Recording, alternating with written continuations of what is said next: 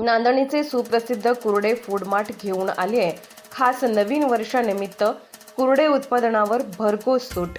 1 जानेवारी ते 26 जानेवारी पर्यंत खास 20% सूट। मिल्क प्रोडक्ट्स, बेकरी प्रोडक्ट्स, नमकीन, स्वीट्स, केक, फास्ट फूड व नाश्ता आणखीन भरपूर काही। तर वाट कसली पाहताय? एक वेळ अवश्य भेट द्या। आमचा पत्ता हॉटेल नटराज शेजारी, Kolhapur road, Jaysingpur road, ND Patil petrol पंपासमोर, नांदणी। Mobile number 72 63 89 99 97, 72 63 89 99 98। आपण पाहत आहात RK न्यूज, बातमी तुमची, आवाज आमचा। केंद्र शासनाने वाहतूकदार चालकांबद्दल अन्यायकारक जे नियम व कायदा लागू केलेला आहे त्याच्या निषेधार्थ व सदर कायद्याला विरोध दर्शवण्यासाठी कोल्हापूर जिल्हा उपाध्यक्ष व कामगार सेनेचे कार्यकारिणी सदस्य भगवंत जांभळे यांच्या नेतृत्वाखाली शिरोळचे नायब तहसीलदार योगेश जामदाडे यांना निवेदन देण्यात आले। यावेळी जिल्हा उपाध्यक्ष भगवंत जांभळे यांनी नवीन कायद्यामुळे चालकांच्या मनात भीतीचे वातावरण निर्माण झाले असून गाडी चालवण्यास नकार देऊ लागले आहेत आणि याचा परिणाम जीवनावश्यक वस्तूंच्या माल वाहतूकीवर पडत आहे।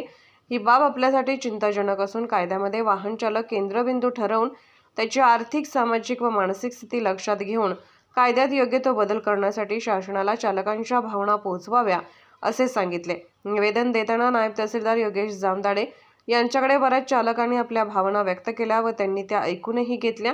यावेळी जिल्हा सचिव प्रतापराव पाटील, तालुका उपाध्यक्ष व माजी उपसरपंच रोहित लोहार, तालुका सचिव युवराज अडसुळे, तालुका उपाध्यक्ष सचिन सूर्यवंशी, शहराध्यक्ष लखन अभिसे, वाहतूक सेना शहर संघटक नझीर मकानदार, स्वयंरोजगार विभागाचे तालुका संघटक चंद्रकांत शिंदे, शहर संघटक योगेश चव्हाण, शिरोळ शहर संघटक रमेश शिंगाडे, वाहतूक सेना शाखा संघटक दिलीप कांबळे, उपसंघटक रामा दशवंत, शाखा अध्यक्ष बाळासाहेब नाईक, अर्जुन पवार, यल्लापा सोलनकर, संतोष राठोड, जगदीश कांबळे, सुनील जाट आदी शेकडो महाराष्ट्र सैनिक उपस्थित होते। भाजीपाला ज्या ठिकाणी त्यांनी वाहतूक करतात, दुधासाठी सगळ्या जीवनात दुधाचा असू दे, औषधांचा असू दे, बिल्डिंग मटेरियल काही असलं तर या ड्रायव्हरांच्यावर